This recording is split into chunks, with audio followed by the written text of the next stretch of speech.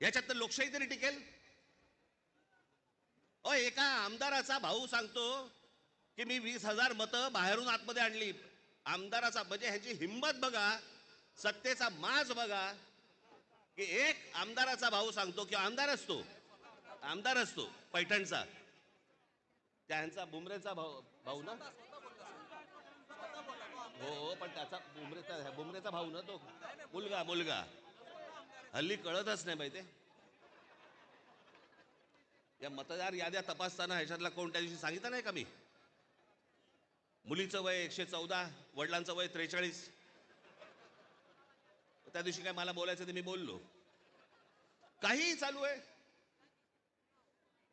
त्या नवी मुंबईचे आयुक्तांच्या बंगल्यावरती मतदार नोंदवले गेलेत.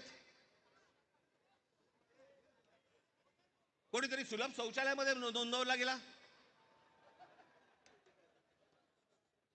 कुठेही बसलेला दिसला की काही नोंदवायचा का?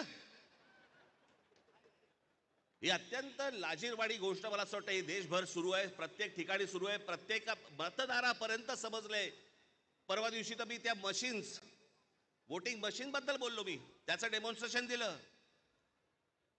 मी हे गेले 2017 पासून ओरडून सांगतोय की ह्याच्यामध्ये गडबड आहे, ह्याच्यामध्ये गोंधळ आहे.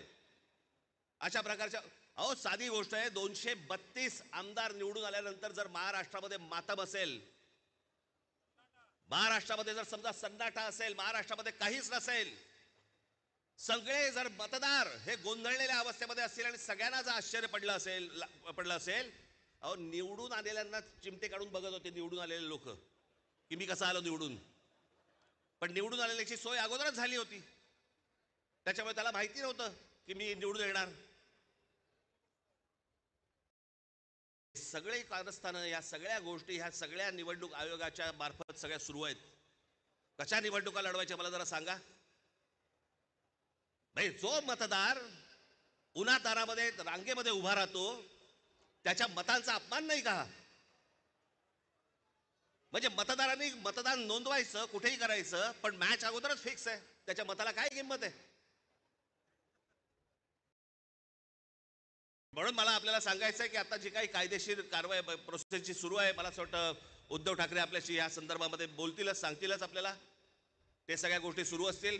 पण एक गोष्ट आपल्याला सांगतो, जेव्हा कधी निवडणुका होतील, जाता आता फक्त आपल्याला एकच सांगेन, जेव्हा कधी निवडणुका होतील, एक तर पहिल्यांदा तुम्ही घराघरामध्ये जा, सर्वजण याद्यांवरती सगळ्यात जोरात काम करा. चेहरे कळले पाहिजेत, एकेका यादीवरचे सगळ्यांना चेहरे कळले पाहिजेत. ती माणसं तिकडे मतदार नोंदणीची म्हणजे आपलं मतदाराच्या ठिकाणी बसले पाहिजेत. आणि त्यानंतर जर समजा तिकडे हे दुबार तिबार वाले जर आले, तिथेच फोडून काढायचे.